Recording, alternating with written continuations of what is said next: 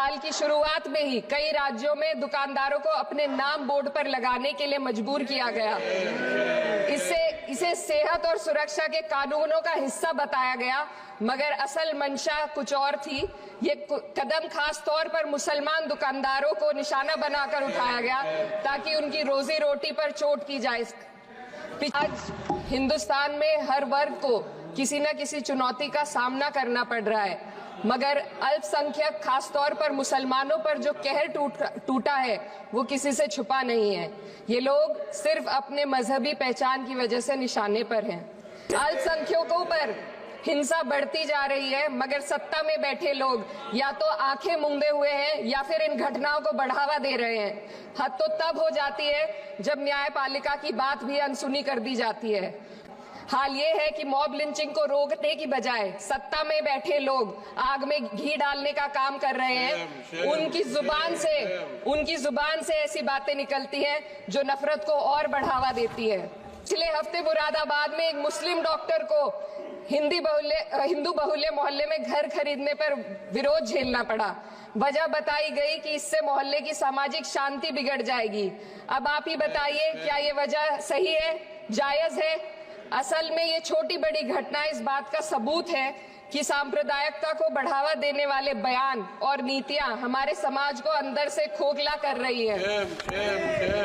उत्तर प्रदेश में यति नरसिंहानंद ने बेहद घटिया बयान दिया, लेकिन सरकार इन बयानों पर कोई कार्रवाई नहीं कर रही।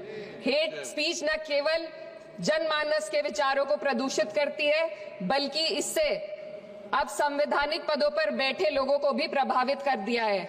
अभी हाल ही में माननीय उच्च न्यायालय इलाहाबाद के माननीय न्यायाधीश ने ऐसे बयान दिए जिसका संज्ञान खुद सुप्रीम कोर्ट को लेना पड़ा। संविधान के अनुच्छेद 29 और 30 ने अल्पसंख्यकों को उनके मजहबी और सांस्कृतिक हक दिए हैं ताकि वो अपनी पहचान को बचा सके और अपने संस्थान चला सके, लेकिन आज उन्हीं हकों पर हर तरफ से चोट की जा रही है। वक्फ जैसे बिल लाकर उनके धार्मिक अधिकारों को छीनने की कोशिश की जा रही है। आज अल्पसंख्यक समुदाय को संविधान द्वारा दिए गए अपने बुनियादी अधिकार पाने के लिए लंबी लड़ाई लड़नी पड़ रही है।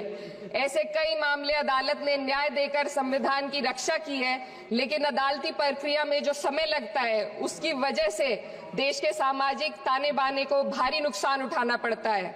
मिसाल के तौर पर इलाहाबाद हाई कोर्ट ने 2004 के मदरसा एक्ट को रद्द कर दिया था, जिससे मदरसों के संचालन पर सवाल उठे।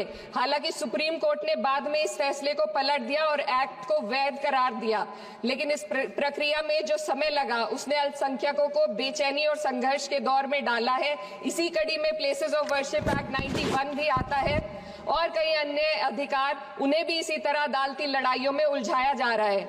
ये स्थिति न केवल अल्पसंख्यकों के अधिकारों की राह में रुकावट है, बल्कि justice delayed is justice denied जैसी कहावत को सिद्ध करती है।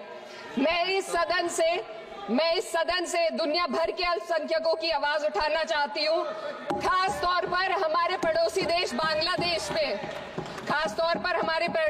बांग्लादेश में अल्पसंख्यकों के साथ जो हो रहा है वे दिल को गहरे तक चोट पहुंचाने वाला है। उनकी जान माल की हत्या की जा रही है।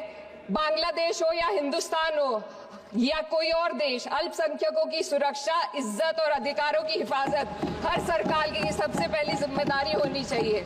मैं इस सदन से अपने देश के अल्पसंख्यकों के साथ बांग्लादेश के पीड़ित अल्पसंख्यकों की आवाज को एक साथ उठाना चाहती हूँ। ये वक्त की पुकार है कि हम सब मिलकर ये सुनिश्चित करें कि किसी भी इंसान को उसकी पहचान या मजहब के कारण डरकर जीने पर मजबूर ना होना पड़े। जहाँ हक छीने जाते हैं वहाँ अमन खो जाता है। ये बात हर सरकार को समझनी चाहिए। अगर हम सच में अपने संविधान का सम्मान करना चाहते हैं तो हमें नफरत और भेदभाव को खत्म करना होगा।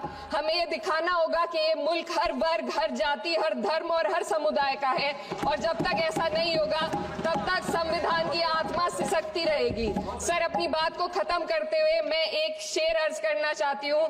ये दाग दाग उजाला, ये शब गजीदा शहर, वो इंतजार था जिसका, ये वो शहर तो नहीं। लेकिन अगर इस सदन में बैठे हम सभी सदस्य ये ठान ले कि हमें संविधान के मूल्यों को लागू करना है और उसे लागू करने का प्रयास करें, तो वह सुबह जरूर आएगी जिसके लिए लाखों भारतवासियों ने अपने जानों की कुर्बानी दी थी।